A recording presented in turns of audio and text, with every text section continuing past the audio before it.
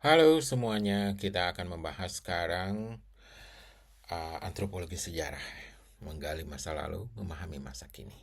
Ya, ini sangat penting ya mata pelajaran atau kuliah tentang antropologi sejarah ini karena banyak orang antropolog yang berusaha menghindar ya dari kajian sejarah.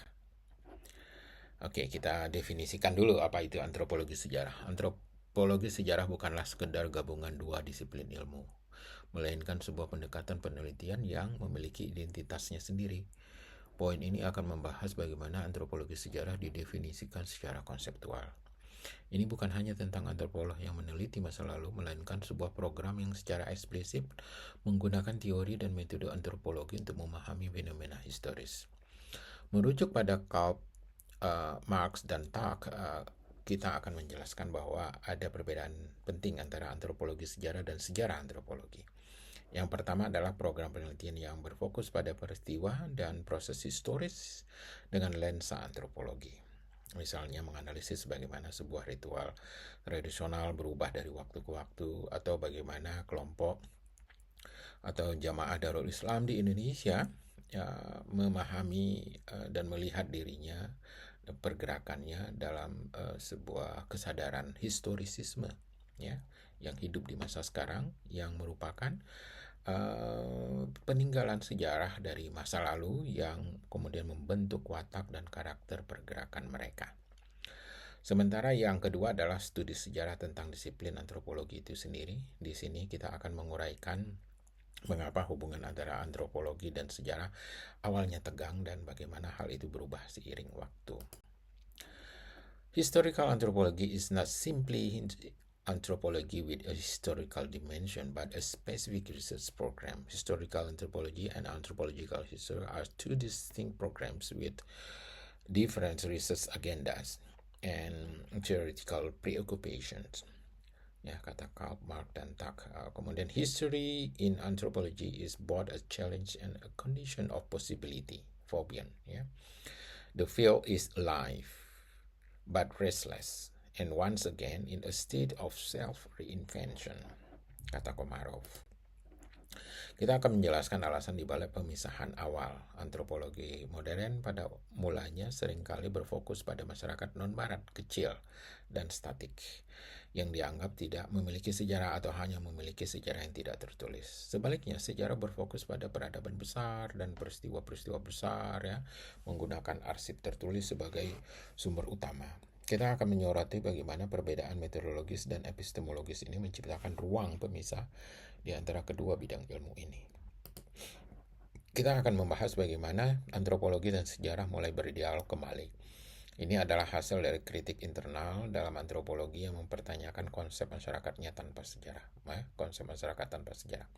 Para antropolog mulai menyadari bahwa semua masyarakat memiliki sejarah, bahwa masa lalu terus membentuk praktik dan identitas masa kini.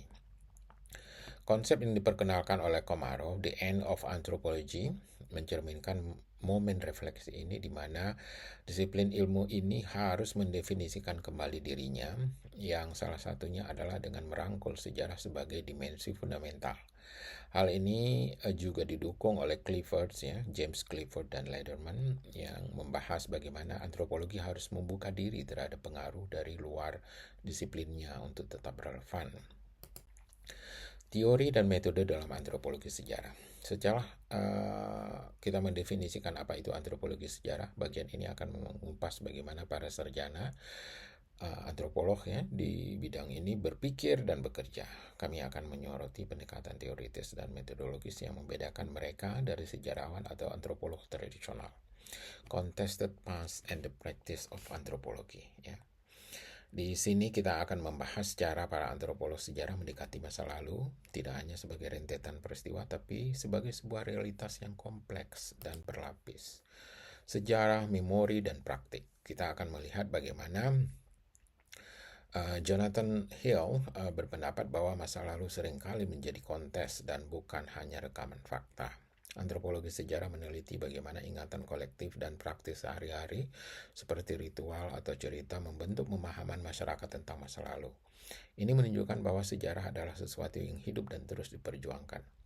Masa lalu yang hidup di masa kini merujuk pada Benoit de l'Estoile, ya. Kita akan menjelaskan bagaimana antropologi sejarah menganalisis warisan kolonial atau peristiwa sejarah lainnya yang masih mempengaruhi struktur sosial, identitas, dan politik di masa ini. Ini adalah inti dari antropologi sejarah, menelusuri bagaimana masa lalu hadir di masa sekarang. Karena ilmu antropologi adalah ilmu kontemporer, ya, tentang hal-hal kontemporer sekarang. Tapi manusia tidak bisa dilepaskan dari sejarahnya. The past as it live now, an anthropology of colonial legacy, ya, yang sangat terkenal itu. Pentingnya perbandingan lintas budaya dengan mengacu pada Stephen Palmy dan Charles Stewart, kita akan menyoroti bahwa antropologi sejarah tidak hanya berfokus pada satu kasus atau wilayah. Sebaliknya, pendekatan perbandingan memungkinkan kita untuk melihat pola-pola universal dalam cara manusia berhubungan dengan waktu dan sejarah.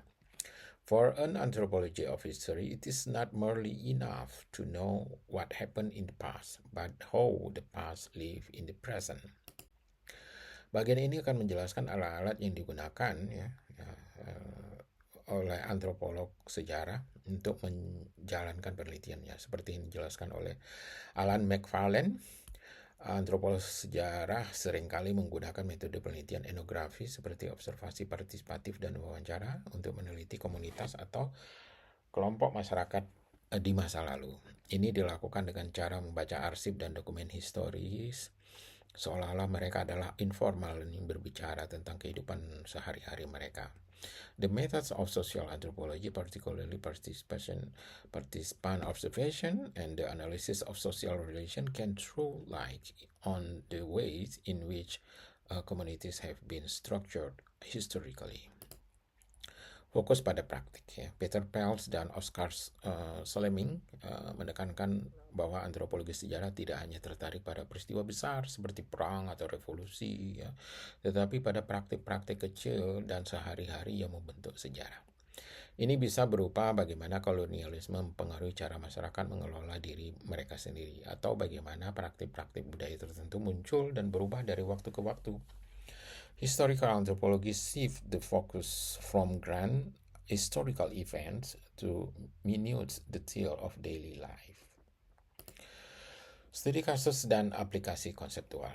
Bagian ini bertujuan untuk menunjukkan bagaimana teori dan metodologi yang dibahas sebelumnya diimplementasikan dalam praktik penelitian. Dengan analisis studi kasus nyata, kita akan melihat bagaimana antropologi sejarah memberikan pemahaman yang unik tentang fenomena sosial melampaui sekedar catatan sejarah formal. Antropologi sejarah keluarga dan kehidupan sehari-hari. Subbagian ini akan mengeksplorasi bagaimana pendekatan antropologi sejarah dapat diterapkan pada unit sosial terkecil, yaitu keluarga. Dengan mengacu pada karya Martins Galen, kita akan membahas bagaimana studi tentang keluarga tidak hanya mencakup silsilah atau struktur demografi, tapi juga dinamika internal, ritual, dan peran gender yang berubah dari waktu ke waktu. Pendekatan ini memungkinkan kita memahami bagaimana sejarah sosial yang lebih luas, seperti revolusi industri atau perubahan politik, mempengaruhi kehidupan pribadi dan domestik. The history of the family can only be fully understood by examining changes in family structures, gender roles, and daily life of time. Antropologi sejarah dalam studi kolonialisme. Bidang ini sangat kaya dalam antropologi sejarah karena meneliti warisan kekuasaan, budaya, dan pengetahuan yang kompleks. Menggunakan kata Peter Pels dan Benoit de l'Estoile, kita akan menganalisis bagaimana antropologi sejarah dapat mengungkap cara kolonialisme tidak hanya menindas tapi juga membentuk budaya lokal melalui konsep Western governmentality. Kita akan melihat bagaimana kekuasaan kolonial bekerja melalui praktik-praktik kecil dan bagaimana warisan kolonial terus hidup dan mempengaruhi identitas pasca kolonial di masa kini. The anthropology of colonialism is concerned with not only with the impact of a colonial rule, but also with the way in which colonial power shape local cultures and histories. Antropologi sejarah dalam konteks regional. Di sini kita akan menyajikan contoh-contoh yang menunjukkan keragaman aplikasi antropologi sejarah di berbagai belahan dunia. Studi Aaron Gurevitch tentang abad pertengahan di Eropa menunjukkan bagaimana antropologi sejarah dapat merekonstruksi cara berpikir dan kehidupan sehari-hari masyarakat dari periode yang jauh. Historical anthropology of the Middle East focuses on reconstructing the mental worlds and cultural life of people in a distant past. Sementara itu karya David William Cohen dan Atieno Adhiambo tentang Siaya akan menjadi contoh yang kuat dari lanskap Afrika, menunjukkan bagaimana antropologi sejarah dapat meneliti hubungan antara orang, tempat, dan memori sejarah dalam sebuah komunitas. We propose a historical anthropology of an African landscape, demonstrating how the past is not simply a record of events, but is embedded in place and memory. Tantangan dan masa depan antropologi sejarah. Bagian terakhir ini akan mengevaluasi tantangan yang dihadapi oleh disiplin ilmu ini dan melihat ke arah mana antropologi sejarah akan berkembang di masa depan. Meskipun telah mapan, bidang ini terus beradaptasi dan mencari relevansinya.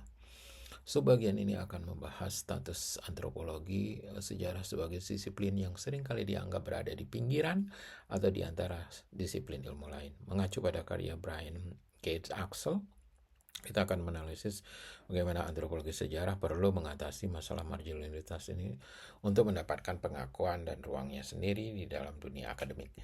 Tantangannya adalah untuk mempertahankan identitasnya yang unik sambil tetap berdialog dengan sejarah, sosiologi, dan disiplin ilmu lain. Di sini kita akan melihat bagaimana antropologi sejarah terus berevolusi dan menemukan area penelitian baru. Berdasarkan pemikiran Christoph Wolff, kita akan membahas pergeseran fokus menuju studi tentang sensorik, tubuh, dan pengalaman dalam sejarah. Ini adalah pendekatan yang lebih intim, yang mencoba memahami bagaimana orang-orang di masa lalu merasakan dunia yang melampaui analisis struktur sosial atau peristiwa politik.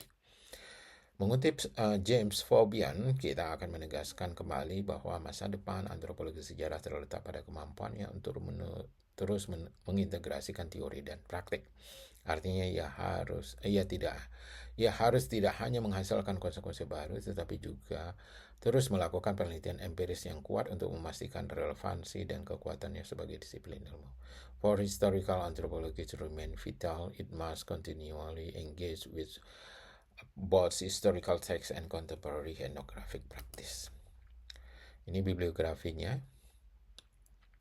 Ada buku Brian Gates Axel ya, From the Margin, Historical Anthropology and Its Future. Ada James Clifford ya, dan Rena Lederman, Unwrapping the Sacred Bundle, Reflection on the Discipline of Anthropology. David William Cohen dan Atieno Adhiambo, Siaya, the Historical Anthropology of an African Landscape. Kemudian John Komarov, The End of Anthropology, again on the future of indiscipline. Ya.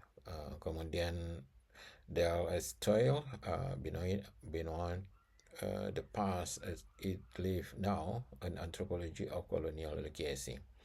James Fabian, History and Anthropology, yang terbit di Annual Review Anthropology nomor 22 ya, tahun 93. Kemudian Aaron Goverich, Historical Anthropology of the Middle Ages ya, yang diterbitkan oleh Chicago University Press. Kemudian Jonathan Hill, Contested Past and the Practice of Anthropology Overview ya, yang terbit di Jurnal American Anthropologist. Kemudian Don Kolb, kemudian Han Marks dan Herman Tak, Historical Anthropology and Anthropological History, two distinct program. Kemudian Alan McFarlane, History, Anthropology and the Study of Communities. Kemudian Stephen Palmi dan Charles Stewart, Introduction for an Anthropology of History ya, dari HAU, Journal of Ethnographic Theory, yang sangat terkenal itu. Peter Pels, The Anthropology of Colonialism, Culture, History, and the Emergence of Western Governmentality, Annual Review of Anthropology. Ya, kemudian Peter Pels juga dan Oscar Saleming, Colonial Subject Essays on Practical History and Anthropology, Martin Segalen, ya, Historical Anthropology of the Family. Kemudian Christoph Wolff on Historical Anthropology and Introduction, ya. Nah, kita nanti akan membahas bagaimana metode-metodenya, bagaimana isu-isunya, bagaimana teori-teorinya dalam presentasi berikutnya. Terima kasih.